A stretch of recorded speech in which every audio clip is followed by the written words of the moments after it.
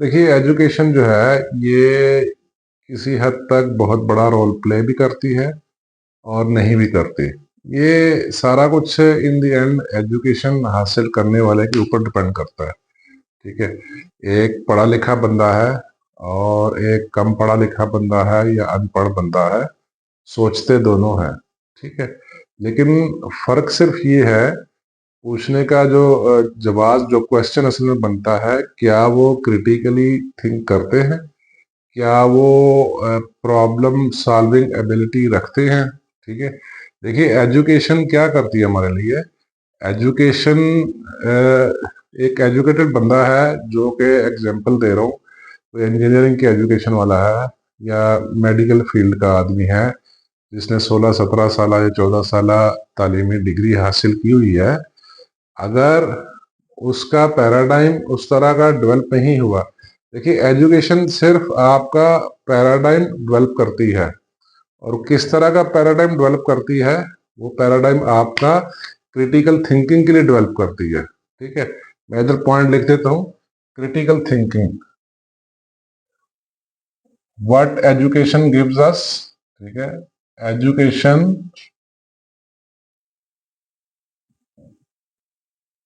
Gives us,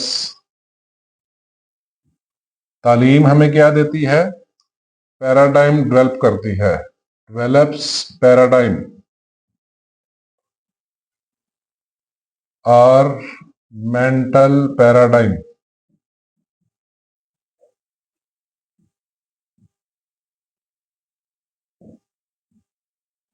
तालीम हमारा जहनी पैराडाइम डेवलप करती है। मैं अगेन एक्सप्लेन कर देता हूं कि मेंटल पैराडाइम, जहनी पैराडाइम, बेसिकली दिमाग की कंडीशनिंग है, मेंटल कंडीशनिंग।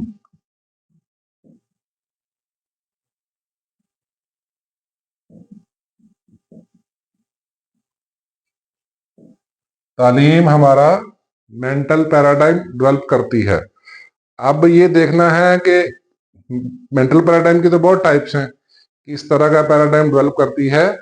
वो हमारे अंदर, हमारा पैराडाइम क्रिटिकल थिंकिंग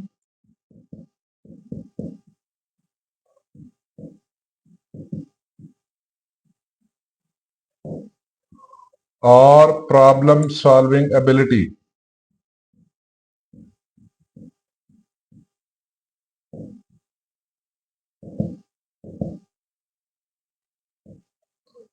यानी हमारी दिमाग की जो कंडीशनिंग है, हमारी जहनी कंडीशनिंग है, वो इन दो चीजों के लिए होती है, होनी चाहिए। एक पढ़े लिखे बंदे की, जो डिग्री याफ्ता, तालीम याफ्ता, फार्मर एजुकेशन होल्डर है, उसकी जो मेंटल पैराडाइम डेवलपमेंट है, वो अगर क्रिटिकल थिंकिंग के लिए है और प्रॉब्लम सॉल्विंग के लिए है तो फाइन, एल्स अदरवाइज पढ़े लिखे और अनपढ़ में कोई खास फर्क नहीं रहेगा। देखिए, आपने बहुत सारे लोग ऐसे लाइफ में देखे होंगे जो कम पढ़े लिखे हैं या पढ़े लिखे नहीं भी हैं, लेकिन उनके अंदर क्रिटिकल थिंकिंग एबिलिटी और प्रॉब्लम सॉल्विंग एबिलिटी होती है। ठीक है, लेकिन अगर एक पढ़ा लिखा बंदा है, उसके अंदर ये दो चीजें हैं, ये दो चीजें नहीं हैं, क्रिटिकल थिंकिंग एबिलिटी और प्रॉब्लम सॉल्विंग एबिलिटी नहीं है, तो इसका मतलब है कि वो पढ़ा लिखा तो है, डिग्री होल्डर तो है, उसने इम्तिहान कैसे न कैसे करके पास कर लिया है, लेकिन उसका मेंटल पैराडाइम उस तरह का डेवलप नहीं हुआ। ठीक है, ज़ाहिर एक बंदा है, 16-17 साल उसने तालीम हासिल की है, 16-17 साल एक सर्टेन सब्जेक्ट्स पढ़ता रहा है, उसका मेंटल पैराडाइम वैसा डेवलप हो जाएगा, नहीं उसकी जहनी कंडीशन वैसी हो जाएगी। लेकिन अगर ये दो चीज़ें, क्रिटिकल थिंकिंग और प्रॉब्लम सॉल्विंग एबिलिटी उसके अंदर नहीं आई, तो वो पढ़ा लिखा नहीं कहलाया जाएगा। ठीक है, हाँ, डिग्री याफ्ता जरूर होगा, डिग्री होल्डर जरूर होगा, इम्तिहान भी उसने पास कर लिया होगा। ये एजुकेशन हमें देती है, ये असल तालीम का मकसद है। ठीक है, आपने अक्सर देखा होगा कि फील्ड्स में इंजीनियरिंग की पोजीशन के लिए इंजीनियरिंग की तालीम वाला आदमी रखा जाता है, मेडिकल की फील्ड के लिए मेडिकल की तालीम वाला आदमी रखा जाता है, राइट। कॉमर्स की पोजीशन के लिए कॉमर्स वाला या अकाउंटिंग वाला बंदा रखा जाता है। ठीक है। चार्टर्ड अकाउंटेंट की पोजीशन के लिए चार्टर्ड अकाउंटेंट वाला बंदा रखा जाता है, राइट। उसकी वजह ही है, उसकी सिर्फ इतनी रीजन है कि उसका मेंटल पैराडाइम वैसा डेवलप हो चुका होता है, उस तरह की तालीम हासिल करने से उसका मेंटल पैराडाइम वैसा डेवलप हो चुका होता है।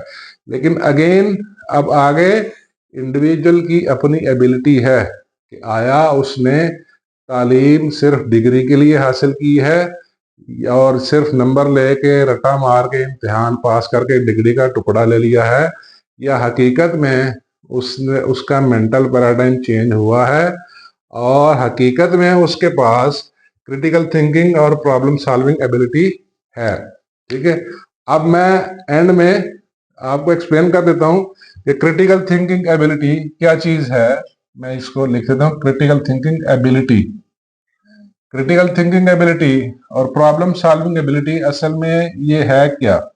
ये है एनालाइजिंग एंड एवेल्युएटिंग। ठीक है, यानी किसी भी चीज को, किसी भी प्रॉब्लम को एनालाइज करना एंड एवेल्युएट करना on the basis of evidence. ठीक है। एग्जाम्पल, आपको कोई बीमारी लग गई है तो उस बीमारी की तशखीस के लिए, उसको डायग्नोस करने के लिए आपको कोई प्रूफ चाहिए, कोई एविडेंस चाहिए, यानी उसको डायग्नोस करने के लिए कोई एविडेंस चाहिए। तो डेफिनेटली आप उस बीमारी को चेक करने के लिए कुछ लैब टेस्ट करेंगे, कुछ लैब एक्सपेरिमेंट करेंगे, और वो जो लैब टेस्ट और एक्सपेरिमेंट्स आएंगे, उनकी जो रिपोर्ट्स आएंगी, उस रिपोर्ट की बुनियाद पे आप कोई फॉर्मल इन्फॉर्म्ड डिसीजन लेंगे। उस रिपोर्ट्स की बुनियाद पे, रिपोर्ट्स की जो फाइंडिंग, जो आउटकम है, उसकी बुनियाद पे कोई आप फैसला करेंगे, मजीद कोई डॉक्टर के साथ कंसल्ट करेंगे। ये होती है क्रिटिकल थिंकिंग एबिलिटी, ये है क्रिटिकल थिंकिंग। ठीक है। ये है प्रॉब्लम सॉल्विंग एबिलिटी। अगर एजुकेटेड बंदे में, तालीम याफ्ता बंदे में ये दो चीजें हैं तो वाकई तालीम याफ्ता कहलाने का हकदार है। ठीक है। अगर उसके अंदर ये दो चीजें नहीं है तो फिर एक सवालिया निशान है। फिर इसका मतलब है कि उसने डिग्री सिर्फ डिग्री के लिए ली है, या एक मुलाजमत हासिल करने के लिए ली है, या उसने सिर्फ नंबर लेके इम्तिहान पास किया है और उसकी मेंटल पैराडाइम डेवलप नहीं हुई इन दो चीजों के लिए। ठीक है। अच्छा, ये कोई जरूरी नहीं है कि क्रिटिकल थिंकिंग एबिलिटी और प्रॉब्लम सॉल्विंग एबिलिटी ये सिर्फ तालीमी याफ्ता या डिग्री होल्डर के पास होती है। ठीक है। हाँ, उसको एक एज जरूर होता है। उसकी रीजन ये है कि वो 15-16 साल जिंदगी के ऐसे सब्जेक्ट्स पढ़ता रहा है, इस तरह सोचता रहा है। वेयर एज कम तालीम याफ्ता में और गैर तालीम याफ्ता में भी ये चीजें मौजूद होते हैं, ये चीजें उन्होंने डेवलप की होती हैं। ठीक है। It depends upon case to case. ठीक है। ये आपके क्वेश्चन का जवाब था कि तालीम याफ्ता कौन होता है और गैर तालीम याफ्ता कौन होता है, इसमें थोड़ा फर्क को एलेबोरेट कैसे किया जाए।